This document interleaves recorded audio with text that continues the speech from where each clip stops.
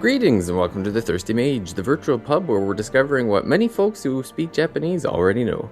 I'm your host Dave Lloyd, and this episode we're talking about the Nintendo Game Boy and the vast catalog of games waiting to be rediscovered. Specifically, we'll be doing a retrospective on God Medicine, the oddly named RPG from Konami that does not currently have an official localization, but thanks to some intrepid young well, I guess maybe not necessarily young, but a very devoted fan translator, we are able to enjoy it. And joining me is our Game Boy Hidden Gem Bloodhound, Daniel. I mean, I just got lucky. I think just looking at videos for what's a good Game Boy RPG to play that's actually going to be somewhat interesting. Yeah. It's funny, like the Game Boy, it was, during a time where there was, the video game industry was just kind of really getting off the ground. Everybody wanted in.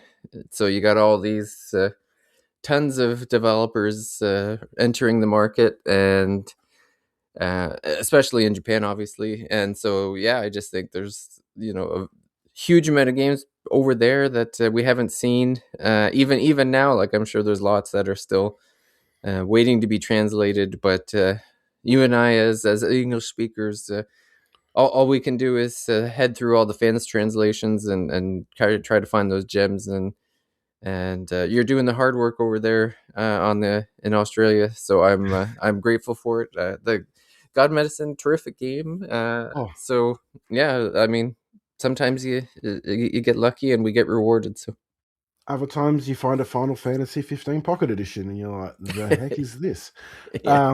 And I mean, that's it, because like Game Boy was my first sort of proper gaming system after I had a Commodore as a kid. So it's always been a system that sort of meant a lot to me, I guess. It's not my favorite gaming system, but it's the one I feel the most nostalgic about. And just being an RPG fan, just hunting for just once I started looking into getting into the fan translations and looking into that, there's so many hidden gems there that just never got localized for whatever reason. Like you talked about Cave Noir before. Yeah, like well, we were before the recording, we were talking about how during that time Nintendo was really restricting what could be localized or what could be brought over, and so developers had to or publishers had to kind of pick and choose what they're going to go with. So you get a brand like Konami who, they have so many games they had to create Ultra just to get more over here. And even then, stuff still wasn't coming over, and the West wasn't sold on RPGs yet. And over in Japan, they were loving them. So you have all these developers making these great RPGs, but they just didn't think they were going to sell them in America, so they weren't coming. So Konami, they're bringing over Castlevania, they're bringing Contra, Turtles, like those took priority. So not surprised to find out that Konami has these RPGs that they're working on. But and it's funny too because the two that we mentioned here, like God Medicine and Cave Noir, made by the same team. So it's they had something special going on, back in the early 90s. Well, I never really thought of Konami because Nintendo Gamer and all that. So I never played this Suikoden. I never know how to pronounce it properly. So I've never really thought of Konami as an RPG company. It's always been more, Square and Enix and Atlas and all that. But then just start looking at it. They actually have a pretty decent little RPG library sort of hidden away. Not that you'd know it now. They don't really release anything new now outside of that Darwin's Octopus game that came out a few weeks ago. Well, they went all in on Metal Gear, and then once Kojima left, then it was time to. They just kind of packed her in and went back to pachinko machines or something. But I remember my first trip to Japan, and then I'm walking past, and there's a Konami branded sports like fitness club. Okay, Yeah. it's just like, yep, Yeah. fine. Yeah, it's strange. It's nice that they're making a comeback though. I guess they decided that games were profitable again, so they're coming back. I think the Pragmata game is Konami, right? No, no, that's Capcom. Oh, Capcom. Oh, okay. Yeah. But yeah, they've like because Konami's really been like they haven't been releasing much in the way of new games, but they have been really all in on retro collections, and this game would be perfect to sort of get like a retro re-release, just so people can actually discover it because it is sort of a just a totally hidden Game Boy um, gem, for lack of a better word, because I'm fumbling over my Hmm. words there. Um, Oh, but Silent Hill is the new stuff they're going back to. oh They've yeah, got new entries in Silent Hill coming out. That's see, I'm like you. I don't really deal with horror that well. no. I want to, and the only Resident Evil that I've really properly like Resident Evil 4, I only finished that with a pro action replay, giving myself unlimited ammo. That made it a lot more fun for me. Um, Well, I yeah, have to tell you about. There's a game that came out called Vultures. It's an indie game, and I'm trying to. It's been crashing on my Steam Deck, but an update just come out, so I'm hoping that it fixes it. But it's being advertised as Resident Evil, but turn based, and it's basically like a strategy RPG, kind of a tactics. It's along the lines of I don't know if I guess like a triangle strategy or Mario Rabbids, like that type of like XCOM game. So we'll see what it's like, but that's about the first. That's the only toe dipping into the horror pool that I'm willing to do at this point. there was something I saw that got announced a few weeks ago. Um, and I completely forgot what it's called now. But yeah, it was a sort of turn-based Resident Evil 1 game that sort of got announced that looked exactly like a PlayStation era Resident Evil game. Yeah. I'm completely blanking on it, and I shared it in the First Image Discord, which everyone listening should join up. But yeah, it's I sort of more get my horror fix, I guess, with Shin Megami Tensei and more Yep. because I like horror where I can over level and then punch the devil That's in the right. face with one hit, and I've won the game. Yep. Um, but I guess getting back to it, like, did you had a Game Boy growing up, right? I did. Yeah. It was funny. I was trying to remember back to like the games I had. I definitely like. Obviously, everyone had Tetris because it came with it, but Mhm. I'm pretty sure Link's Awakening was my first game that I got with it. I know I had a Turtles game. I know I had um, the Super Mario Land. Kirby obviously was a big one. I don't know why I had Snoopy's Magic Show, but I did, and I played it. Um, and I remember having like all the accessories to go with it too. Like I remember, like the original Game Boy was obviously a brick already, but then when you threw a magnifying glass and a light on top of it, it was really giving your forearms a workout. And it certainly made hiding it under your covers when you're supposed to be in bed quite the fire hazard.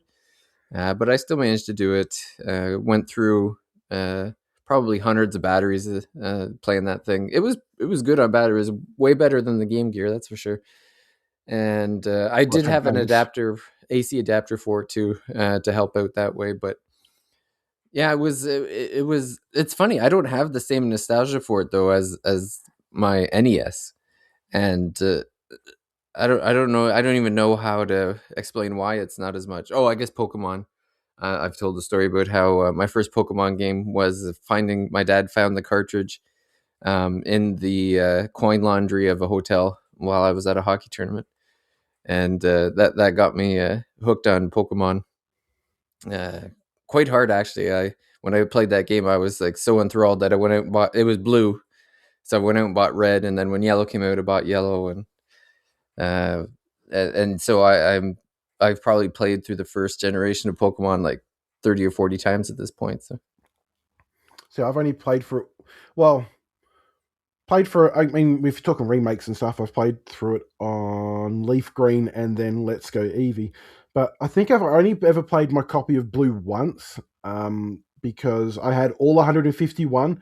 Went to a special event so I could get Mew, from the Nintendo reps there. So I got all 151. I'm like, I'm never deleting it. It's.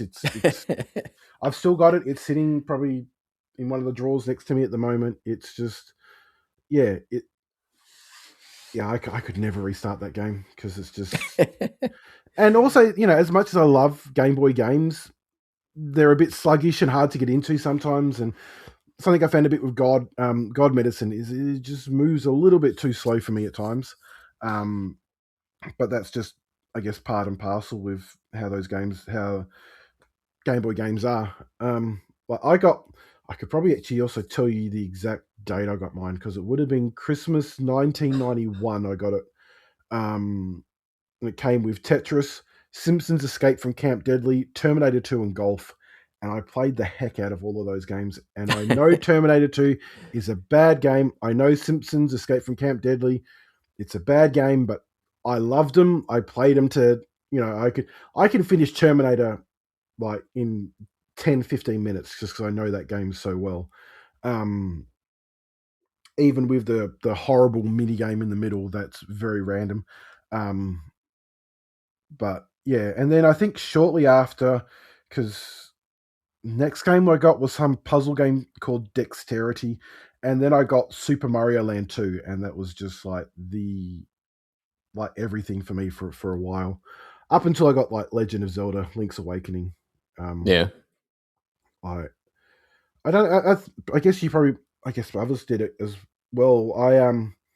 You'd get the game magazine because you guys had Nintendo Power. yeah. So down here, ours was NMS, Nintendo Magazine System, Oh yeah. and just seeing the seeing the previews and guides to games and stuff that you didn't have, and then working up your own image of how it was going to be, and then when you finally get the game, you're like, this is like nothing that I imagined. This is like what Yeah. this. I thought the game order was going to be different. I'd already figured out in my head how it was all going to fit together. Yeah. Well, I would never have known that you could steal things from the item shop in Link's Awakening and then be called thief the rest of the game if it wasn't for my magazine. I don't even think You, I would have attempted to try it. you know how there's a way to have him not call you thief. Oh yeah. You've got to there's something you can do when you go. You've got to have enough rupees to buy the item. You buy it and then you force the game to restart just as you've bought it, but you keep the item as well as all your rupees. Oh, that's funny. So yeah, I hated once he started being called thief and all that. I'm like, oh, this is just now I'm a bad person. I'm not. I'm Link. I'm meant to be the good guy. Yeah. I did it Um, once and that was enough. I'm like, this isn't fun anymore. I'm yeah, being called thief the whole game. no. But even that was just, you know, I guess one of my like the original Game Boy had its limitations. Like that screen, the refresh rate, it's a blurry mess. It's you can't really see it that well unless you've got like a torch or a backlight or whatever. Um, the colors and the contrast are just not great, but Yep. it almost feels like it's the perfect system for RPGs. Um, which is something that sort of really came about in the DS generation because it's like these are long games. You just want to grind away at them. A handheld's the perfect system to do it, and that's sort of what I found funny is when I started looking back into it because it's like everyone knows Pokemon for the Game Boy, but that came out 9 years after the Game Boy had already been on the market, um, and there isn't really much of a sort of RPG legacy on the system other than that. Like you've got the Final Fantasy Legends games, Sword of Hope, but that's like they're getting to really niche sort of not well known games, and it just I don't know. I always found it as a bit weird. Yeah. Well, and just on the screen, like definitely the OG, like the different shades of green or whatever. Definitely not the best way to play Game Boy games now. um, Based on the fact that we're using playing fan translations, like uh, my preferred is like the black and kind of like the black and white, like the the maximum amount of contrast. Like it just makes Yeah. those designs look just incredible, especially in God Medicine, which is just um, overfilled with incredible pixel art. Oh yeah. It's the I've never I don't think this has got to be one of the most pixel art in a Game Boy game that I've ever experienced. Like it puts I know, like even playing like Pokemon, like that's a late '90s game, and you have the all the Pokemon have like great details and they look terrific, but then you play God Medicine and you're like, holy crap! Like It's you have just like a frog assassin with like the letter A on his head, and you got like um the a dude, pumpkin, yeah, the like pumpkin drinking beer, like they've just very creative designs, because it's like nothing's like you usually. Oh yeah, that's a slime, or that's a goblin. No, it's like a wood puppet with an axe for a yeah, nose, and then it's a like a Pinocchio axe yeah, demon. and it's like, huh? Okay, cool. Yeah, What the heck was Konami Nagoya on? I mean, probably nothing. It's Japan. They'd go to jail for being on anything. yeah, But yeah, it's just so full of like character and yeah, like because we yeah. were sort of taught, because you guys did the handheld episode a few weeks ago, and then I was like, you know, I was sort of asking you, would you be interested in doing on a Game Boy game? And so I was looking at a few other ones before, because one I'd always wanted to play was Great Greed or Knight's Quest, but then starting to play them, I'm like, these are very basic and a little Yeah, bit very boring. vanilla feeling. Yeah. Yeah, and here's me who likes his my RPGs to be like an Etrian Odyssey or something, where I can sort of really get deep into the systems and mess around with my character builds and all that. Um,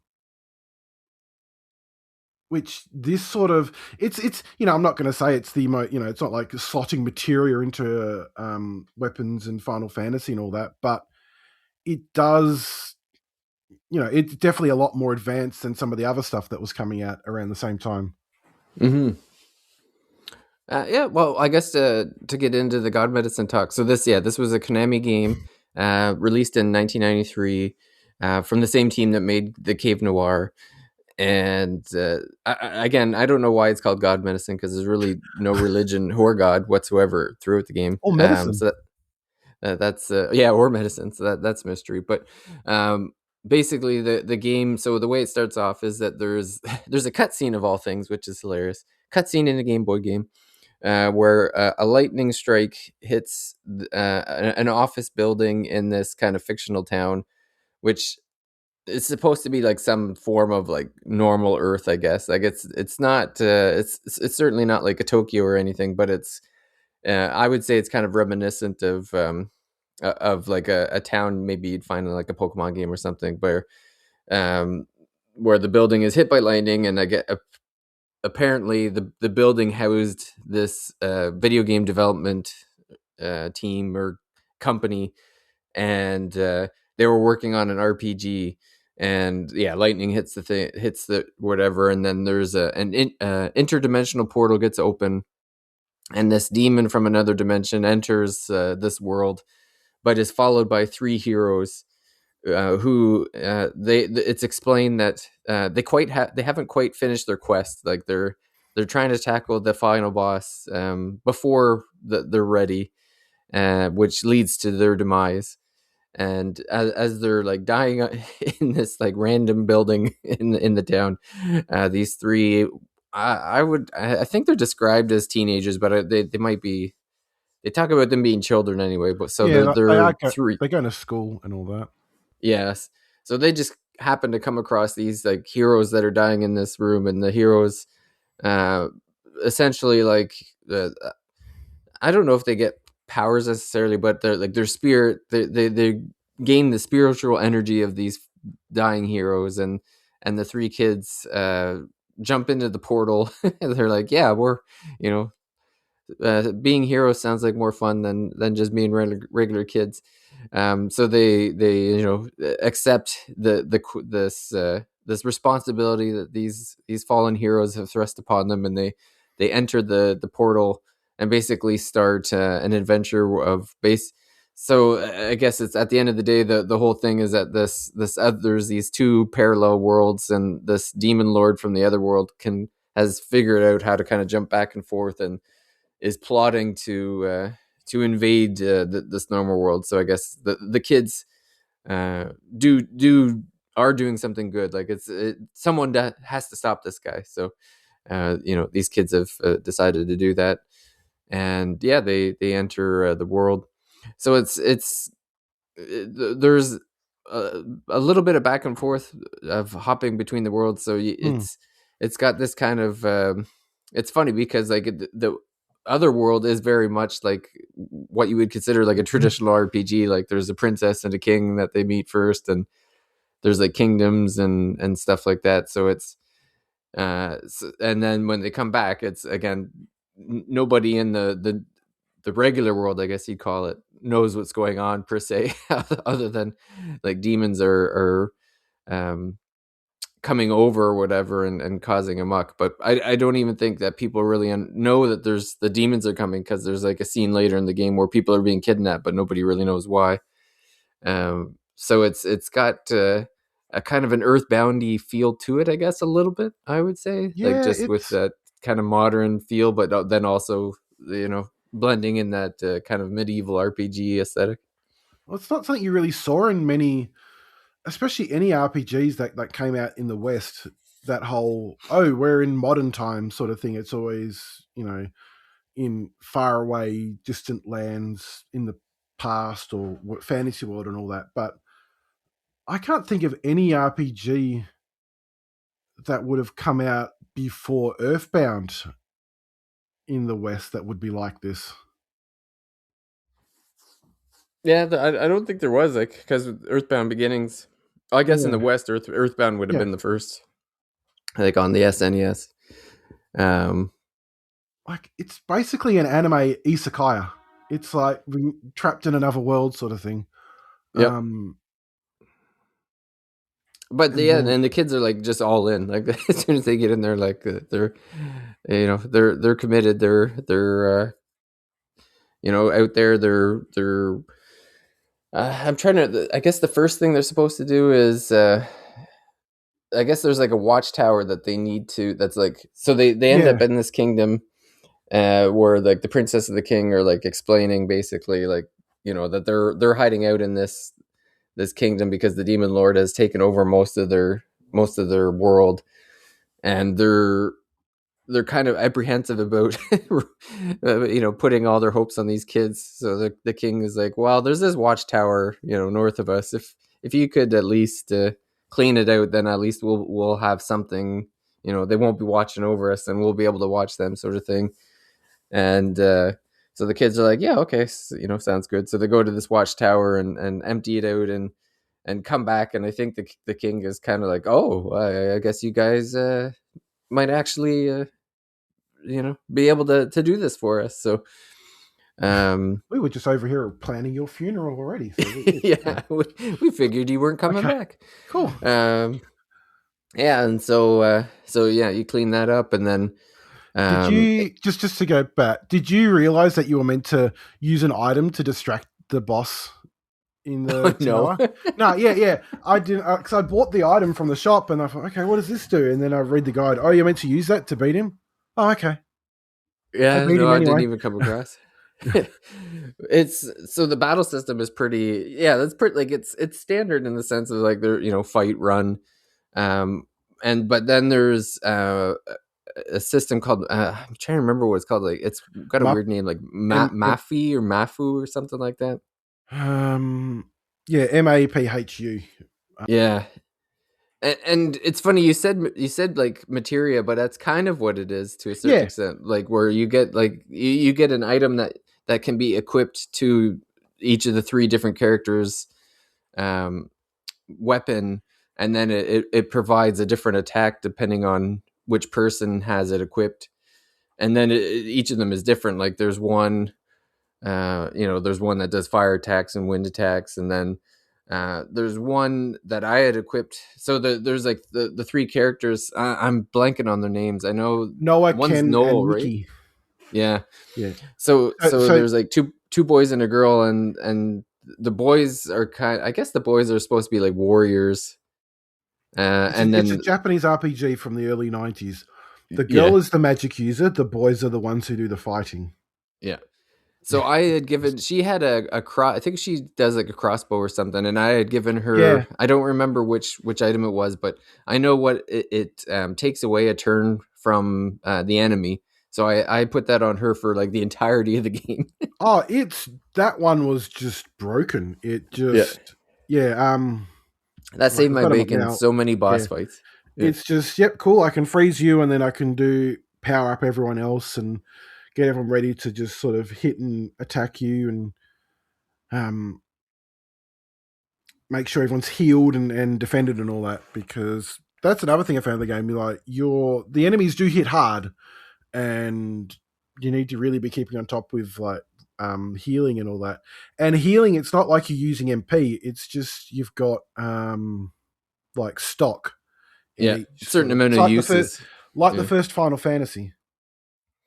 Yes, yeah, that's a good comparison. And it's funny too because you can assign different magic to different people. A little bit, like some of them have Yeah. very specific, but there's a couple optional ones that you get Well, that you can. Mickey being the mage, she's got all her spells that she unlocks as she sort of progresses. She's got all the attack spells, but then you do get these, I guess, spell books or something, which you can use to teach spells to the others. So it was good to have that to give the boys some healing spells. Yeah, One of them was a there was a buff spell that made um the attacks stronger for someone. So I yeah, found what I was doing was I was leaving Mickey. She can have all. She would get mainly her attack spells and a few other things. But then the Noah, I gave him the one that lets you buff everyone as well as a healing, and then Ken had the one that heals everyone. Um, but it was Ken just had this. that funny attack too. That I think it was a Ka or something where he just screams and punches, and I Does think I that do only used anything it in once. battle? Yeah, I only used it for there's like one specific boss where you have to use it when you uh to kind of get to the second phase or whatever that's with to the knock the healer, max. right? And you have to Yeah, punch your mask off. Yeah. yeah. So that was kind of funny. It's like, man, oh well, I guess so. Yeah, I guess in battle I found that I had only used it once, but then you also have to use it when you're exploring because it opens to doors. to kick down doors. Yeah, Because you learn it from a monk yeah, in the real world. Because there's a part of the game where Mickey gets kidnapped because she puts on a mask on something, and so then you've got this monk following you around as your third party member, just in place of her. I was very worried throughout that whole thing because of like my healer is gone. I'm screwed. So I was happy to get Mickey back. Did you have much in the way of party wipes, or Um, I don't like the difficulty. Was like I'm trying to remember. I think there I might have got wiped out maybe once or twice, but it yeah, wasn't too bad. The difficulty of this game was I would say was kind of medium low. I would say yeah? I don't feel I like there mean, was any I not never until the felt final boss anyway. because I never I got felt smoked like by the final boss. yeah, I had to restart that fight as well. Because one of my party members got wiped out, and I thought, well, this isn't going to end now end Yeah, well. But because it never felt like like I was just going to steamroll everything. Um, Even up until the very end, the the monsters you encounter from the random encounters, they never felt like you could just punch your way through them with no troubles. Because even then, I'm like, I don't want to get any damage. I'm coming up to the final boss. Can you guys just go away? I'm yeah. trying not to take any damage. I don't want to use any spells. But the difficulty level felt just right. Like you never felt you were going to just overpower the game. And I don't know if you could um, overgrind to a point where you would just be like me with the final boss of Xenoblade 2, beating it in. No, with I some think you'd hits. have to invest a lot of time because Yeah, when I think I got to the final boss at level 30, I think everybody was at level 32. And then I was like, okay, like I just got absolutely destroyed, so I'm gonna have to level a little bit. And I think I took like 30 or 45 minutes, and I had only leveled up twice. And I'm like, yeah, I'm not like. And the guide I was reading, they were like, oh, it was hard at level 38. And I'm like, no, like this took too long to get to level 34, so I'm just gonna try it out here. And I managed to get victory at 34, uh, but the final boss, like that was a workout. Like it oh yeah, was. There was a couple times where I'm like, oh my god, like this, I'm on death's door here, or a character got down to like 2 HP before, and I was just able to heal. Like, and then even in the like at the end, I was thankful that they were dead when they were, because like my team, I had used up all of my curing at that point. I had no more cures left. It was just like either this works out, or I'm restarting this again. It was pretty hairy there. yeah. Thankfully, there was towards the end that spot that just heals you, and you can just run back. Do the. I'm just going to walk back and forward on the spot for half an hour while I grind, and then Yeah. heal, and then just. And also the other good thing was whenever you level up, that heals you and refreshes all your magic as well. So, um, but yeah, I just honestly the difficulty felt just right. Um, if it had been any harder, because there's a the encounter rate in this game is very much this is a game from the NES era. Yes. I'm going to take 3 steps and I'm going to get punched in the face. This is great. Yeah. Um, but if it had been any harder, it would have been overly frustrating to the point where I just want to give up. But it just felt just right. Hmm. Um, which is, I mean, I don't. I've actually honestly not played many NES era RPGs. Thinking about it now, only really the remakes and ports of them. Yeah, and I would say like it was. I would say it's slightly easier than the OG Final Fantasy. I would say. So I've only Um. finished that the advanced version of it. Oh, okay.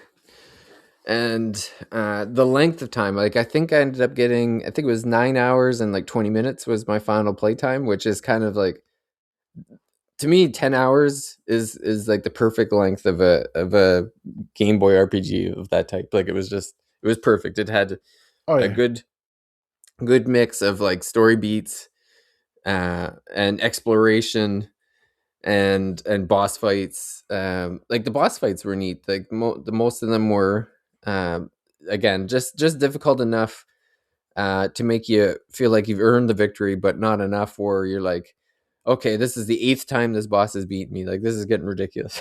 Like, but they were I, also they also had a bit of a puzzle element to each one. mm-hmm, Like they weren't um what's the word for it? Like the fight with the healer. Well, you had to knock. You had to defeat. I think the two monsters on the side of her, then knock her mask off, and you can go. Or other ones, you had to use a special item. Otherwise, you're not going to do anything to them. It just added this little sort of interesting. Again, it not talking like a Final Fantasy or an SMT where you're trying to figure out weaknesses and all that stuff, but it's just that um, tiny enough amount of difference to make it not. I don't want to say boring, but just not just you have to think a bit, make it a bit more yeah. engaging. Well, there was boss fights where it was like, well, okay, one character is a healer, so you have to strategize. Like, I have to take this person out first, clearly, because they're healing the other characters, or um stuff like that. Like this, I think the second to last boss, it's like two characters, and you kind. I remember like one. I think like one would do kind of party based attacks, and then the other was doing like individual attacks, but then they were much more damage. So it was like, okay, well, how am I going to strategize around defeating these guys?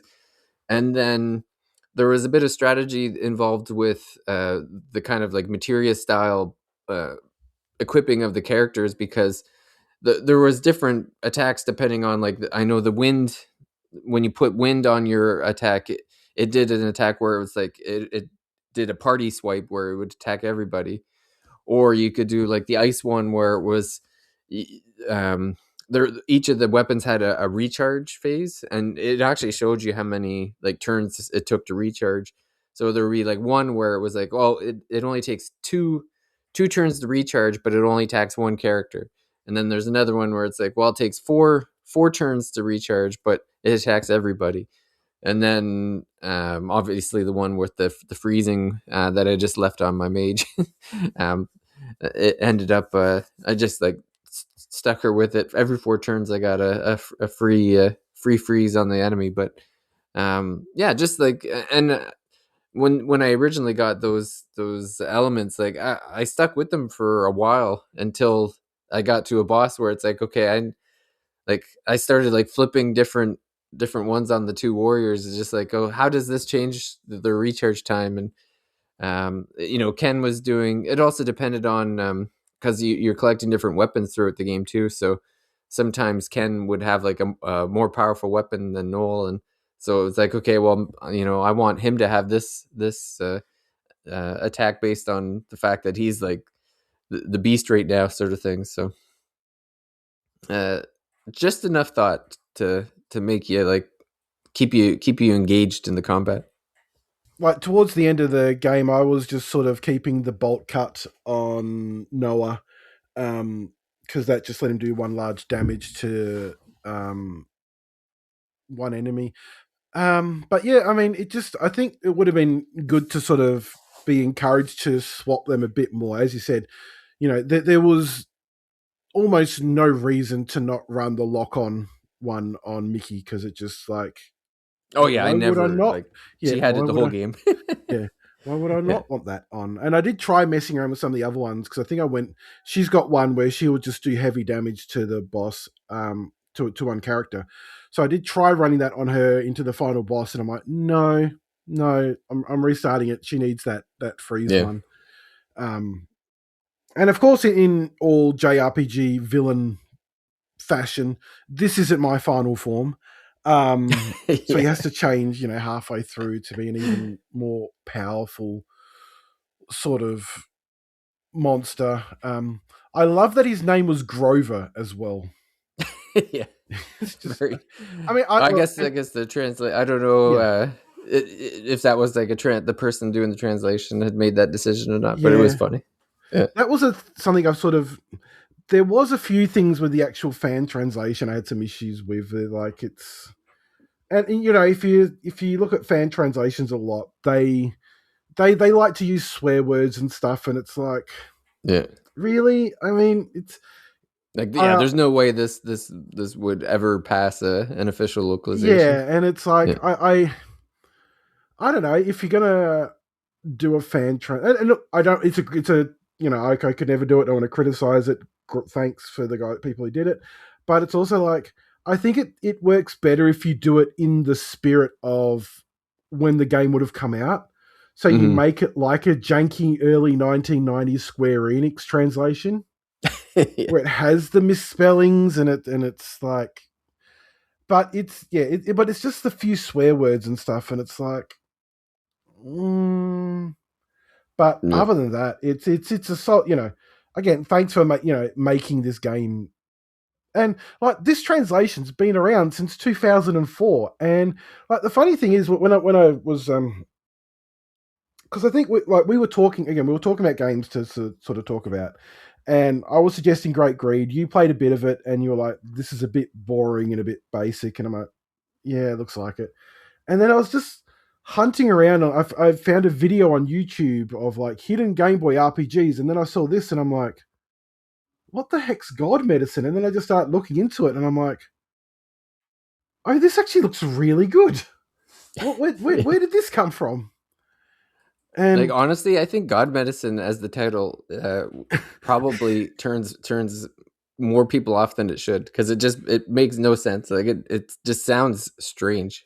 Is it Like, any worse than Frog for Whom the Bell Tolls? yeah, that is true as well. I mean, it's again, yeah, it's I would love to find out more about the history of this game and what why that's what the developers called it. Yeah. I It's think I funny, was Square Enix would, they take criticism for, like, the Team Asano games. They always have weird names, like Triangle Strategy and Adventures of Elliot, like very the basic, Theofield like, Chronicles. yeah, like, so it's, yeah, I get it. Like, the title's not really, pulling much weight there, but I mean, it's better than giving it a title that's like confusing people. Oh Because, yeah. like, yeah, because I think God Medicine, if God Medicine was had a good title, like, maybe it wouldn't even be a hidden gem at that point. Maybe it would just be like, why haven't they brought over this game? Well, I don't even know if it did that well in Japan. Like I did find the Famitsu reviews for it, and it didn't score that well. It got a 25 out of 40. Well, their Um, biggest criticism though was that it was too easy.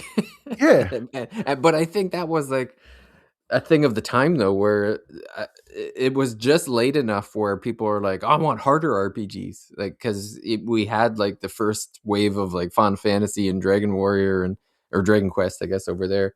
yeah. I um mean, so the game came out in 1993 in Japan. 20th of July, day after my birthday. Cool. And so that when it came out, they already had all three of the Final Fantasy Legend games. Revelations: The Demon Slayer, which is a SMT game. So there were a few sort of semi decent, actual proper RPGs on the system at that point. So then this comes along, and it is sort of a bit of a. I wouldn't want to say it's a baby's first RPG because it's got that yeah, little it's bit it's a little of more advanced than that, like, yeah, yeah, um, slightly more advanced. yeah. Like I would probably say maybe on the level of a Pokemon game. Hmm. Um, but yeah, I can see why they would say it's easy compared to what else was on the market at the time. 93, you'd be looking at was Final Fantasy 6 would have been like 94 or something. So yeah, I can Well, see why it would have not stood out a lot in Japan. yeah, this would have been after like Final Fantasy 2 and 3, which arguably were, well, I think that's why they didn't even bring 2 and 3 over, is because they felt that those RPGs would be too hard for Western players. Well, not just that. I think what Final like you would have got it when it came out, right? The original The Final Fantasy. Yeah, yeah, I I had it in the early '90s when it Yeah, came out. because Yeah, I imagine that was like an 89 release or early 90 release in America. And yeah. then Final Fantasy 2, 4, that was launch year. So that was like 91 for the Super Nintendo. Um, and that came out pretty quickly in the US. So it's obvious like you're not going to release these other two NES games within 12 months or whatever. Um, Well, even the original Final Fantasy, I needed a guide. yeah. Like, I had a player's Oh, I guide that was can helping me through. just So, like, yeah. Even, yeah, look, even this, I needed a guide for this. yeah, Like, no, not more of a maps because the dungeons are just so in depth. They yeah. are absolutely gorgeous, and Surprisingly deep for a yeah, Game Boy game. Like, I honestly wouldn't have thought that you could get this much between the dungeon size and the detail of the sprites. Um, like, I'm shocked that they got this much crammed into a Game Boy cartridge. Yeah. it, I just me at the time, I would have been playing Ghostbusters 2 on the Game Boy, and Yeah. you know, and no one sleep on that. That's an amazing game made by HAL Laboratories. But yeah, it's again, it's hard to just sort of talk about it because it's like it's so good. It's just Yeah. like it's so well made. It's it's not the big sort of open world RPG. I think a lot of people probably would have wanted at the time. It's very, there's no backtracking really. No, linear adventure. Like Yeah, it's there's obviously dungeon exploring and stuff like that, um but there's no, like, you're not really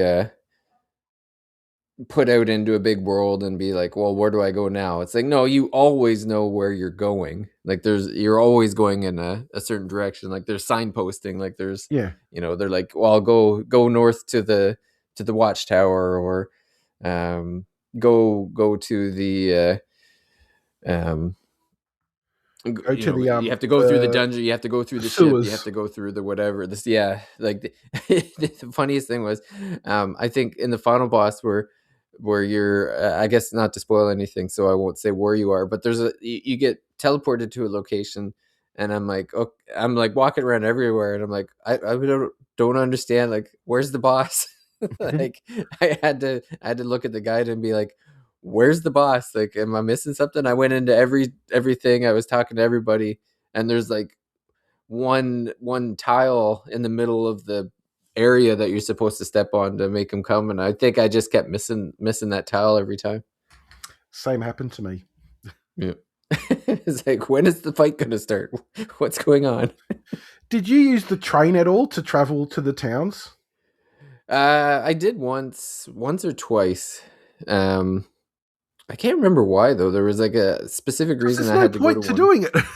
No, I think I might have just went there for an item or something, or to heal or Okay. something. But well, I didn't even really know how to, like, because you go and buy a train ticket from the shop, I believe, but then you have to walk through the train station to get to the train. Um, and to be honest, I don't even think I would have used the train if the guide hadn't have said, "Hey, you should go to this town at this point in the game to get some, like, Yeah. whatever it was." Yeah. It's But yeah. I couldn't even tell you the difference. Like, if I was in, the towns look the same to me, so I don't know if I would have even known which town I was in. Like, they were pretty similar looking, I think. Yeah, I don't know, it feels like it's a game that where they may have had more ambition and ideas, but sort of had to get it out on a certain time frame. Well, there might have been technical Yeah, limitations too, given that it was Game Boy. yeah. I mean, But it's yeah, such a yeah. weird system, the Game Boy, because if effectively there were original Game Boy games like games that could be played on the original Game Boy would have been being made up to 2001, Yeah. if not further. And it's like, you look at Pokemon Silver can be played on Pokemon Silver and Gold can be played on the original Game Boy. You look at the scope of those games. So I think this gets back to one of the things I love about the Game Boy in general is it's this whole thing about with Yokoi, sort of Gunpei Yokoi, the guy who designed it, was all about, let's, instead of going for the most high powered, high spec thing we can, let's just use old technology and make amazing games out of that. And a lot of, especially once you start getting to like 96, 97, or whenever the original Pokemon games came out in Japan, because the Game Boy was kind of dying at that point as well. And then Pokemon comes Yeah. out, and it's all like, no, no, it's okay, it's bigger than ever. Yeah. Yeah. Nintendo was getting ready to do like a 32-bit upgrade right around the time Pokemon came out, because Gunpei Oh, it Yokoi had definitely. left.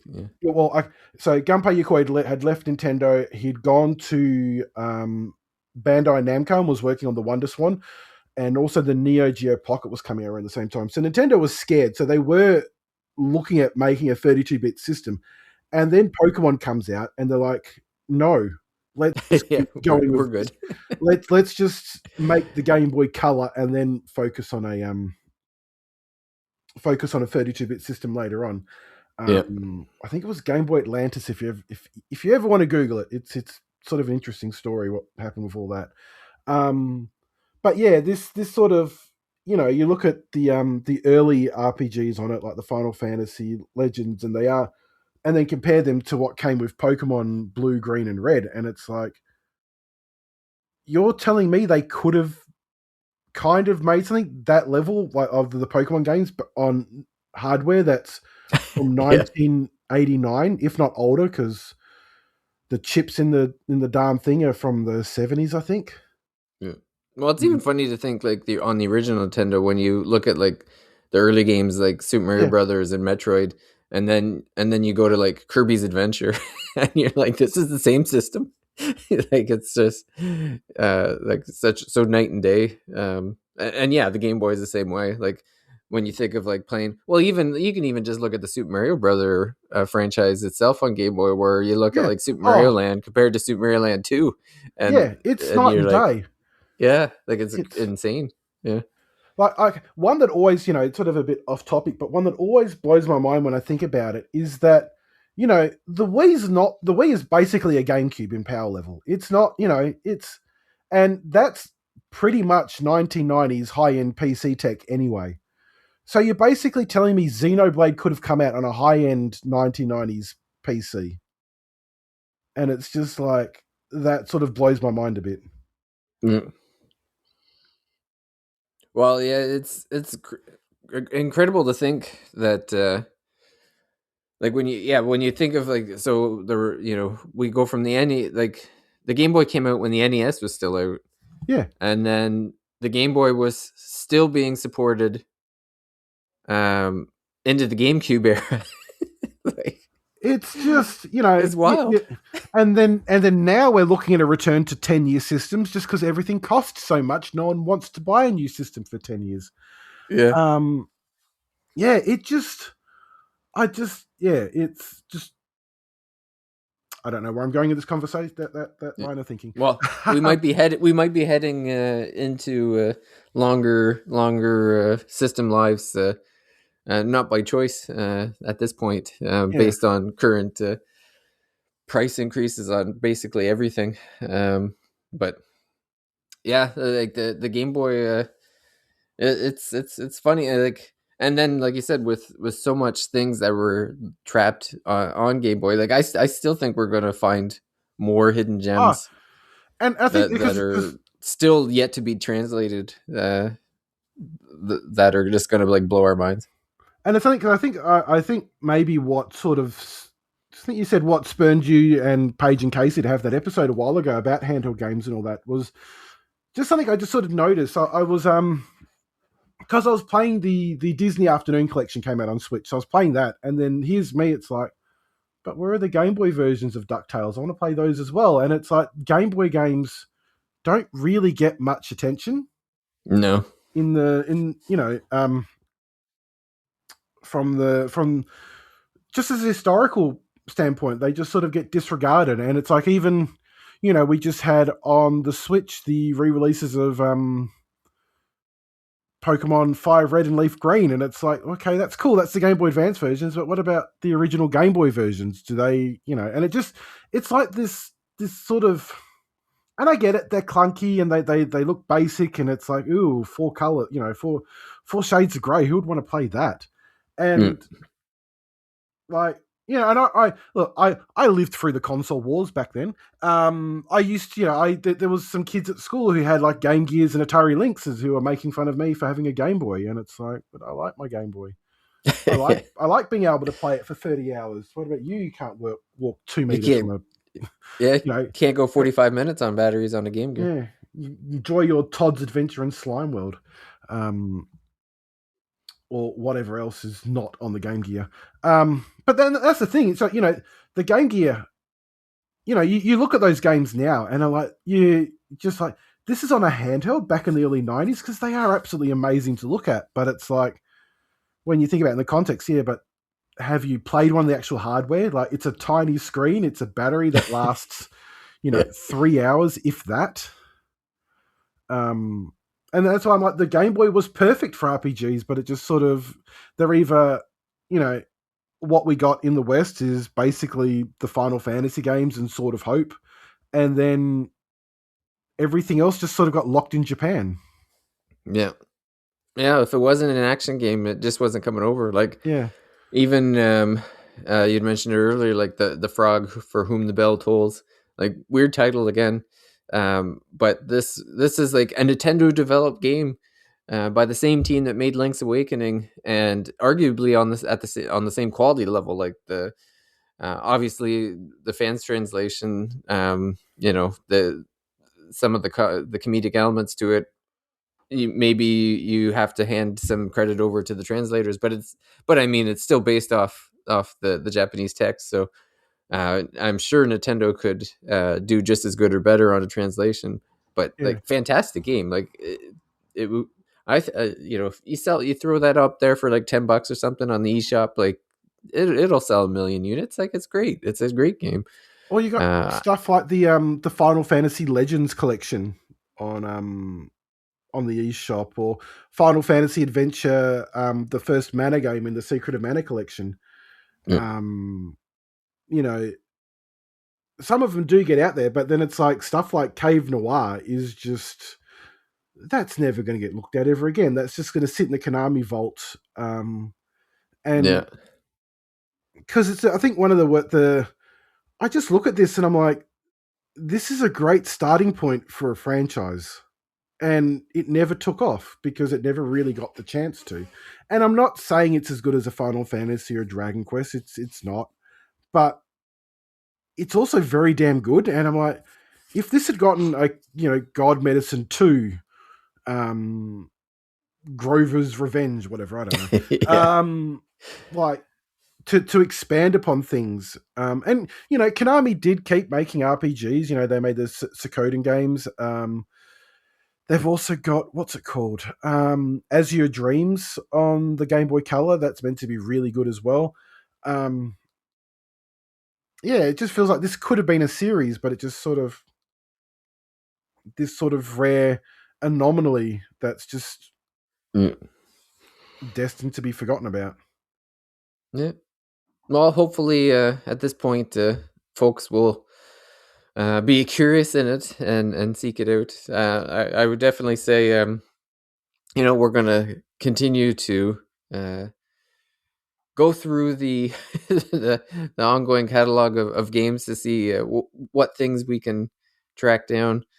Um, we've been pretty lucky so far, I think, with like God Mm. Medicine and I don't think you've played For Whom the Bell for the Frog game. No, I haven't, and I haven't played Cave Noir yet. I sort of was just Yeah. there's too many games out at the moment, and it's just like That's and true. and I've still got because guess another part of like when I finally when I put all the homebrew onto my 3DS, and then I started looking at itch.io and looking at like fan made games and stuff, and then actually looking at the community around new Game Boy games. And last year we had Infinity came out finally. Yeah. Infinity was a Game Boy Color game that was being worked on in the early 2000s, got cancelled, and then they finally picked it up and finished it. And I've still got that there that I want to get around to finishing one of these days. It's a system that has just so many little hidden gems that just We're gonna have a review of Infinity in the next Mage magazine. cool. Yeah. Um, Brian played through that one. yeah, he beat me to finishing it. It's because I don't know. I find whenever anyone thinks the Game Boy and RPGs, it's just basically Pokemon, and I'm like, well, there's more than Pokemon. It's Yeah. the Dragon Quest Monsters games. There's so much more to that system. Yeah. So we will continue looking through them and share what we find. I know we recently, we will have an episode at some point, I'm sure, on SMT Devil Children. Not quite the hidden gem we were hoping for, but still an interesting curiosity.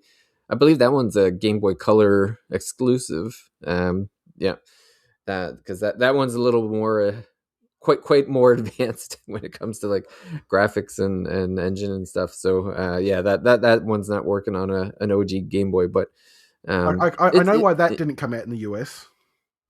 Yeah, he has a gun. Yes, well, he has many guns. You'll discover that more guns are coming. But another game though that looks like the sprite work is just fantastic. Oh, Yeah. Like it's crazy. I think that's part of like one of my favorite things about the Game Boy is like you still got the 2D sprites, Yeah, and the level of attention that they're putting into them are terrific. So that's again another reason I'm enjoying this stroll through the Game Boy catalog. and because graphically it's about on par with with an NES, but it's a much smaller resolution. Yeah, So they somehow managed to get more detail into that because everything feels a bit more. I don't know what the right way. Because I guess on a NES they don't really have bigger sprites, but on the Game Boy, well, the same size sprites look bigger and more detailed. I think that makes sense. Did in my yeah, I head. think that's part of it. Um, Well, I think it's also like the difference, like when you're putting it on like the Game Boy screen, it's like the dot matrix or whatever, right? Like yeah. it's the very cube nature to it. Whereas when you were developing for the NES, like it was going to kind of be on a blurry CRT, so you had to kind of work in that part of like, and it's being stretched too, right? Like with the curvature of the screen or whatever. So it was a bit different, philosophy in the sprite design, but Well, I don't actually, know, on the like when playing it on sorry. an OLED screen now, it just looks like the Game Boy games is like Oh, holy man, like those look incredible.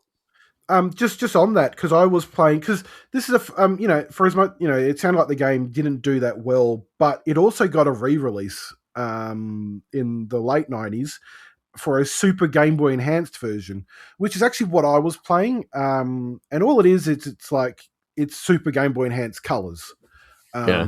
which they sort of just added a bit more detail to everything, and it just I don't know, yeah, just made it look even better. I don't want to sound like a graphic snob or anything, but yeah, Yeah. it just added these little extra details that just sort of made it feel even more impressive to be essentially Game Boy level hardware.